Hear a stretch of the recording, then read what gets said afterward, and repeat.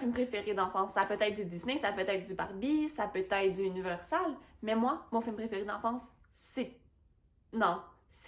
Peter Pan. Je verrai plus jamais ce film-là de la même manière.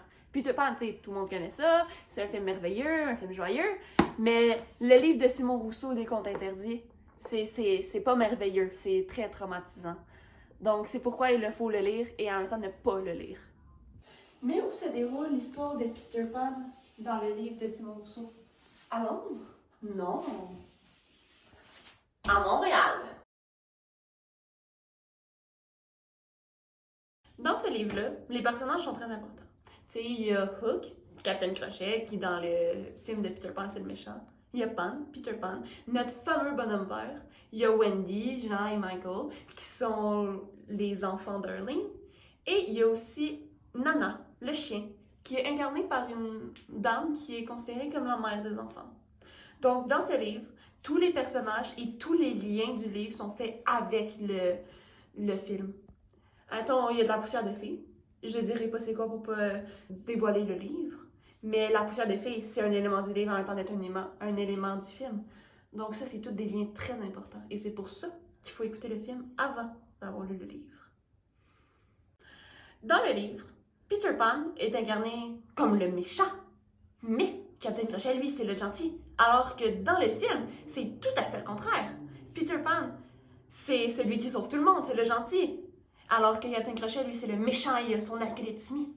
Il l'a aussi dans son livre. Donc, wow!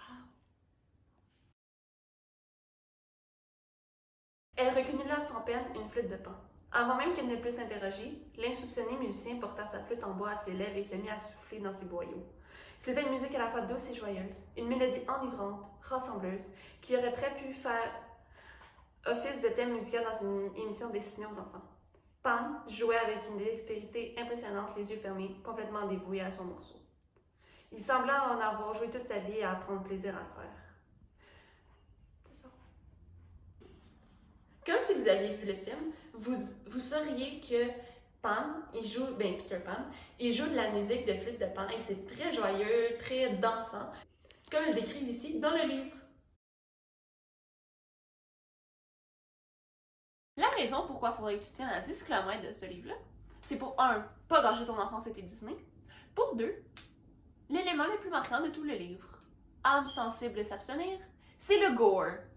Le gore, c'est tous les éléments vraiment dégueux ensanglantés. Par contre, ce qui est fun là-dedans, et si vous aimez l'histoire, c'est que toutes les techniques de torture utilisées dans ce livre, ils sont historiquement vraies. Donc c'est vraiment fascinant de voir à quel point l'homme a évolué. Et ça, par exemple, ça te gâche vraiment beaucoup ton livre de Peter Pan ou de La Belle et la Bête.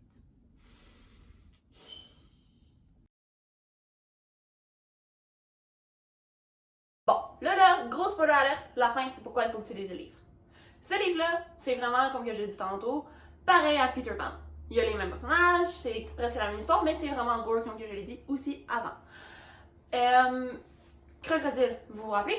Dans le film, il mange la main de Hook, mais là, c'est la même chose dans le livre. Sauf que Crocodile, c'est un humain, et c'est un prisonnier, et c'est Hook qui l'a mis en prison. Ça, c'est pas trop des gros spoilers, on l'apprend au début du livre. Par contre, quand Crocodile décide qu'il se sauve de la prison pour aller se venger, il va aller voir Hook quand il est capable de libérer Wendy, Jean et Michel. Et devine quoi? Il les mange toutes! Tout le monde meurt à la fin du livre! C'est tellement le fun!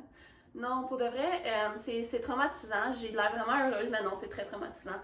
Lisez ce livre, lisez pas ce livre, je m'en fous, faites ce que vous voulez. C'est un bon livre. Mais non.